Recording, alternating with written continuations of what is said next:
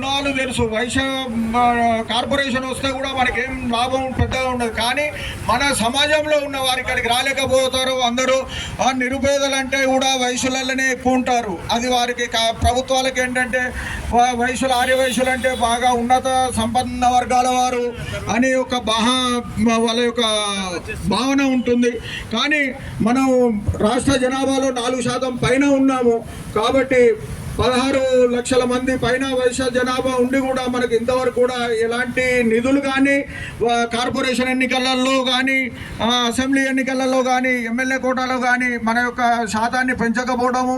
ఇదివరకు 8 డిమాండ్లతోటి వైశ్య విద్యానిధి విదేశ విద్యానిధి మన పిల్లలు అమెరికా పోవాలన్నా ఇక్కడ విదేశాలకు చదువులో పోవాలన్నా కూడా మనకి ఎలాంటి బయట అప్పులు తీసుకొచ్చి కూడా వాళ్ళ సంవత్సరాలు ఉన్న యొక్క వారి ఆస్తులను అమ్ముకొని ఇండ్లు కానీ కిరాయిలకు ఇళ్లలో ఉంటూ ఉన్న ఇళ్ళు అమ్ముకొని కూడా పిల్లలను బయటికి పంపించి చదివించుకున్న పరిస్థితులు ఉన్నాయి. అదే వేరే కులాలు ఓబీసీ కానీ ఇతర కులాల వారికి వారి యొక్క రిజర్వేషన్ ప్రాతిపదికన వాళ్ళకు వెంబడే లోన్లు వస్తున్నాయి, లోన్లు ఇస్తున్నారు. కానీ మనకు ఏ విధమైన లోన్లు కానీ ఇప్పుడు దేనికి కానీ మనము మేనేజ్మెంట్ కోటాలో సీట్లు కొనుక్కొని పిల్లలను చదివిస్తున్న పరిస్థితి ఉన్నది.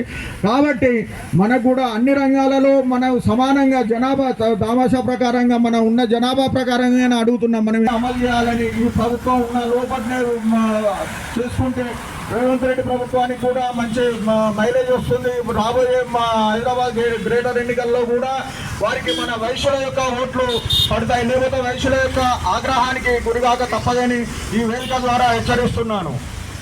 ఎందుకంటే వరంగల్లో కూడా కొన్ని 3 మున్సిపాలిటీలకు కూడా కార్పొరేషన్లకు ఎన్నికలు వస్తున్నాయి.